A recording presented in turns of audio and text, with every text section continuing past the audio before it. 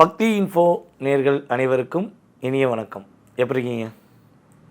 ஒவ்வொரு மாதமும் உங்களை சந்திக்கிறேன்னா எனக்கும் ஒரு எனர்ஜி பவர் இருக்காது. ஸோ என்னை பார்க்குறதுனால உங்களுக்கு ஒரு எனர்ஜி பவர் வரும் அப்படிங்கிற நம்பிக்கையில் ஒவ்வொரு மாதமும் நம்மளுடைய சேனல் வாயிலாக உங்களை சந்திச்சுக்கிட்டு இருக்கேன். ஸோ நீங்களும் ஒவ்வொரு மாதமும் உங்களுடைய மிகப்பெரிய ஆதரவு கொடுத்துருக்கீங்க. ஸோ இந்த வீடியோவில் நம்ம பார்க்கக்கூடிய மிகப்பெரிய விஷயம் என்னென்னா, 2026 ஆண்டில் செப்டம்பர் மாதத்தில் 4 கிரகங்கள் செய்யும் மாயம் என்ற மிகப்பெரிய ஒரு தலைப்பில் உங்களை சந்திக்க வந்திருக்கேன். 4 கிரகங்களில் என்னென்ன கிரகங்கள் அப்படின்னு ஒரு ஷார்ட் அண்ட் ஸ்வீட்டாக சொல்லிடுறேன்.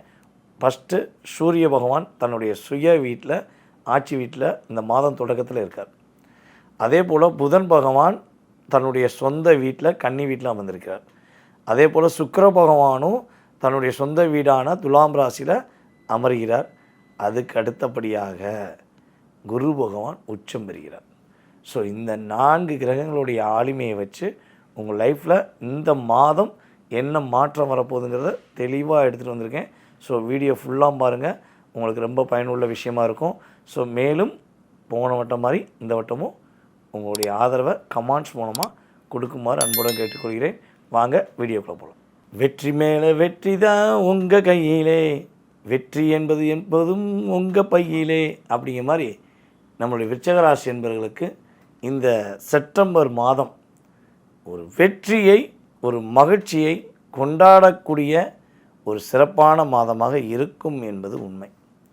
பல போராட்டங்கள், பல பிரச்சனைகளை சந்தித்தும் அதை சமாளித்து கீழே கமெண்ட்ஸில் மட்டும் உயிர் மட்டும் மிச்சம், ஏதோ இருக்கும், எப்படியோ போகுது அப்படின்னு பல கமெண்ட்ஸ் கொடுக்கக்கூடிய நம்முடைய விருச்சிகராசி என்பவர்களுக்கு இந்த மாதம் ஒரு வெற்றியை கொடுக்கக்கூடிய, மிகப்பெரிய மகிழ்ச்சியை கொடுக்கக்கூடிய ஒரு சிறப்பான ஒரு மாதமாக இருக்க போது. உங்களுடைய எதிர்பார்ப்புகள் நிறைவேற போகுதுன்னு சொல்லலாம். ஏன்னா பொதுவாகவே பார்த்திங்கன்னா நம்முடைய விருச்சிகராசி என்பவர்களுக்கு உறுதியாக வீட்டில் சுப நிகழ்ச்சி உண்டு. வீட்டில் ஒரு நல்ல விதமான சுப நிகழ்ச்சி ஏற்பட போகுது. உங்களுடைய ராசிக்கு 7ஆம் இடத்த அதிபதி மற்றும் ராசிக்கு 12ஆம் இடத்த அதிபதியான சுக்கிர பகவான் ராசிக்கு 12ஆம் இடத்துலேயே அமர்ந்திருக்கனால சுப நிகழ்வுகளுக்காக நம்முடைய விருச்சிக ராசிக்காரங்க ஒரு கொஞ்சம் அதிகமாக சந்தோஷத்துடன் மகிழ்ச்சியாக தன வரவுகளை ஒரு ஏற்று அதன் மூலமாக ஒரு நல்ல ஒரு சுப செலவுகளை செய்யக்கூடிய ஒரு பாக்கியம் உண்டு. உங்களுடைய தேவைக்கேற்றவாறு வருமானம் கட்டாயமாக வரும். ஏன்னா முன்னாடி பார்த்திங்கன்னா பொதுவாகவே ஒரு வரவு 8 செலவு 10 சொல்லுவாங்க, கேள்விப்பட்டிருக்கீங்களா? ஸோ அதே மாதிரி தான் இப்போ அதை எப்படி சொல்லலான்னா, வரவு 20,000 செலவு 50,000 அப்படிங்கிற அளவுக்கு நம்மளுடைய விருச்சிகராசி என்பவர்களுக்கு கடந்த ஒரு 5-6 வருட காலமாக அதான் நடந்துக்கிருக்கு. அடுத்த மாதம் ஒரு குறைஞ்சது நமக்கு ஒரு 1 லட்சம் வந்துடும் அப்படின்னு விருச்சிகராசிக்காரன் ஒருத்தவங்க நினச்சாங்கன்னா, கடந்த காலங்கள் நடந்தது என்னென்னா, 1 லட்சம் வரும்னு நீங்கள் பிளான் போட்டு வச்சுருப்பீங்க, ஆனால் 1.5 லட்ச ரூபா கூடயே சேர்ந்து செலவு வந்திருக்கும். ஸோ என்னடா அது, அப்படி நம்ம சேர்த்து வச்சுருவோம், இதுலேருந்து ஒரு 20,000 எடுத்து வச்சுருவோம், இதுலேருந்து ஒரு 10,000 எடுத்து வச்சுருவோன்னு நம்ம பிளான் போட்டோமே, நம்ம பிளான் எதுவுமே சக்ஸஸ் ஆகலையேன்னு பல சிந்தனையில் இருப்பீங்க. ஸோ அந்த சிந்தனைகள் எல்லாமே கனவுகளாகவே போச்சு. ஆனால் இப்போ உங்களுடைய கனவுகள் எல்லாமே நினைவாக போகுது. உங்களுடைய எல்லா விதமான சிந்தனைக்கேற்றவாறு, எல்லா விதமான நல்ல என்ன சொல்கிற முன்னேற்றத்துக்கு ஏற்றவாறு உங்களுடைய முடியாத விஷயத்தை கூட என்ன பண்ண போகிறீங்க, முடிச்சு காட்ட போகிறீங்க அப்படிங்கிறது கிரக ரீதியான உண்மை. ஸோ அதே போல் பார்த்திங்கன்னா விருச்சிக ராசி என்பவர்களில் தங்க நகைகள் எதையும் அடமானம் வச்சுருந்தா அந்த தங்க நகையை மீட்கக்கூடிய வாய்ப்பு, அதே போல் தங்க நகை வாங்கக்கூடிய வாய்ப்பு, வண்டி வாகனங்கள் வாங்கக்கூடிய யோகம்லாம் கிரக ரீதியாக சூப்பராக இருக்குது. அதாவது விருச்சிக ராசியில் பிறந்த அனுச நட்சத்திரக்காரங்கிட்ட கேட்டால் தெரியும், வாழ்க்கையோட அனுபவ பாடத்தை அவ்வளோ தூரம் சூப்பராக சொல்லுவாங்க. பொதுவாகவே விருச்சிக ராசியில் அனுச நட்சத்திரக்காரர்கள் அதிகமாக அன்புக்கு ஏங்குவார்கள். பொதுவாகவே விருச்சிக ராசிக்காரங்க அன்புக்கு ஏங்கக்கூடியவங்க, அதிக அன்பு காட்டக்கூடியவங்க, தன்னை நம்பி வந்த உறவுக்காக தன்னையே தன் உயிரை கூட கொடுக்கக்கூடிய அளவுக்கு ஒரு உன்னதமானவர்கள். ஆனால் இப்படிப்பட்ட விருச்சக ராசியில் பிறந்த அனுச நட்சத்திரக்காரர்கள் ஒரு படி மேலே அப்படின்னு சொல்லுவேன். அந்த அளவுக்கு ஒரு மெழுகுவத்தி எப்படி ஒரு அத்தனை பேருக்கும் வெளிச்சம் கிடைக்கிறதுக்காக தன்னை உருக்கி கொள்கிறதோ, அதே மாதிரி தான் விருச்சக ராசியில் பிறந்த அனுச நட்சத்திரத்தில் பிறந்த நம்முடைய நேர்கள் கிட்டத்தட்ட ஒரு 6-7 வருட காலமாக தன்னை தியாகம் செய்து, தன்னுடைய வேலைகளை தியாகம் செய்து, தன்னுடைய பொருளாதாரத்தை தியாகம் செய்து கூட இருக்கவங்களை காப்பாற்றினது தான் அனுச நட்சத்திரக்காரங்க. ஆனால் அந்த காப்பாற்றிட்டு தனக்கு அவங்க உதவி பண்ணுவாங்களா அப்படின்னு எதிர்பார்க்கவே மாட்டீங்க. ஆனால் பிரச்சனை வரும்போது ஏதோ வருவாங்களோன்னு நினச்சிருப்பீங்க. ஆனால் ஒரு வந்து ஹெல்ப் பண்ண மாட்டான். ஸோ அப்போ தான் அனுச நட்சத்திரக்காரங்களுக்கு ஒரு ரியாலிட்டி தெரிஞ்சிருக்கும். ஓ, இவங்க எல்லாம் நம்ம கூட இருந்து தேவையை பயன்படுத்திட்டு நம்மளை மிஸ்யூஸ் பண்ணவங்க அப்படின்னு நீங்கள் எந்த உறவை சொல்கிறீங்கன்னு உங்களுக்கு தெரியும்.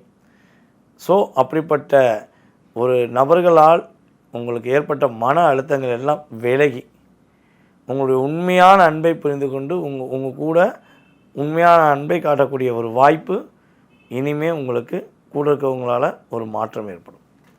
ஒரு மன அழுத்தம் விலகும். அதே போல் அனுச நட்சத்திரம் பிறந்தவர்களுக்கு இந்த மாதம் ஒரு அங்கீகாரம் கிடைக்க போகுது. உயர்ந்த பதவி கிடைக்க போகுது. அதுவும் விருச்சக ராசியில் பிறந்த நம்முடைய அரசியல் பயணத்தில் மேற்கொள்ளக்கூடிய நேயர்களுக்கு இந்த வட்டம் ஒரு போஸ்டிங் கிடைக்கும். உங்களுடைய திறமைக்கு, உங்களுடைய நல்ல ஒரு எண்ணத்துக்கு, நீங்கள் செஞ்ச உதவிக்கு உங்களுக்கு நல்ல ஒரு அங்கீகாரம் கிரக ரீதியாக ஏற்பட போகுதுங்கிறது உண்மை. ஸோ நீங்கள் என்ன விஷயங்களில் கவனமாக இருக்கணும்னா, பொதுவாக வாகனங்களில் போகும்போது கவனமாக இருக்கணும். வண்டி வாகனங்களில் போகும்போது உறுதியாக என்ன பண்ணணும், கவனமாக போகணும். அதுக்கடுத்து வந்து பார்த்திங்கன்னா, ஏதேனும் ஒரு நல்ல விஷயங்களுக்கு நீங்கள் செய்ய போகிறீங்க, உங்கள் மனசுக்கு பிடிச்ச விஷயங்களை நீங்கள் செய்யணும்னு நினைக்கிங்கன்னா அதை வெளிப்படையாக சொல்லாமல் செய்து முடித்த பிறகு சொல்லுங்கள். பொதுவாகவே ஒரு 4-5 ராசிகள் இருக்குது. எந்த விஷயத்தையும் சொல்லாமல் செஞ்சப்போ வெற்றி பெறுவாங்க. சொல்லிட்டு செஞ்சால் நிறைய போராட்டத்தை சந்திப்பாங்க. அதில் விருச்சக ராசி மெயின் பாயிண்டாக இருப்பீங்க.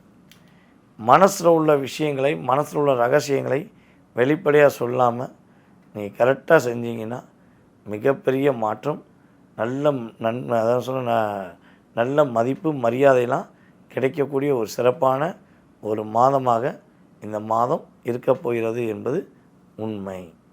நேயர்களே, இவ்வளவு நேரம் நான் சொன்ன ஒவ்வொரு விஷயத்தையும் ரொம்ப பொறுமையாக நிதானமாக நீங்கள் கேட்டதுக்கு எனக்கு ரொம்ப ரொம்ப மகிழ்ச்சி. ஸோ இன்னொரு விஷயம் நான் சொல்லிடுறேன், கேட்டுக்கோங்க.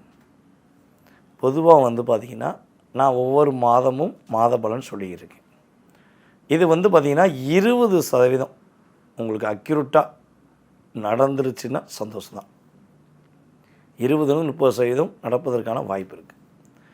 ஆனால் மீதி உள்ள 70% அல்லது 80% உங்கள் சுய ஜாதகத்தில் தான் இருக்குது. அதை ஃபஸ்ட்டு நல்லா புரிஞ்சுக்கோங்க. இது யாருக்குன்னா, இந்த புதுசாக நம்ம வீடியோ பார்க்குறீங்கள அவங்களுக்கு தான். ஏன்னா நம்மளோட ரெகுலர் ஃபாலோவர்ஸ் யாருமே தவறான பதிவுகள், தவறான கருத்துக்கள் சொல்கிறதே கிடையாது. இந்த புதுசாக வந்து பார்க்குறவங்க தான் ஏதோ காணாத கண்ட மாதிரி ஏதாவது வார்த்தைகள் விடுறீங்க.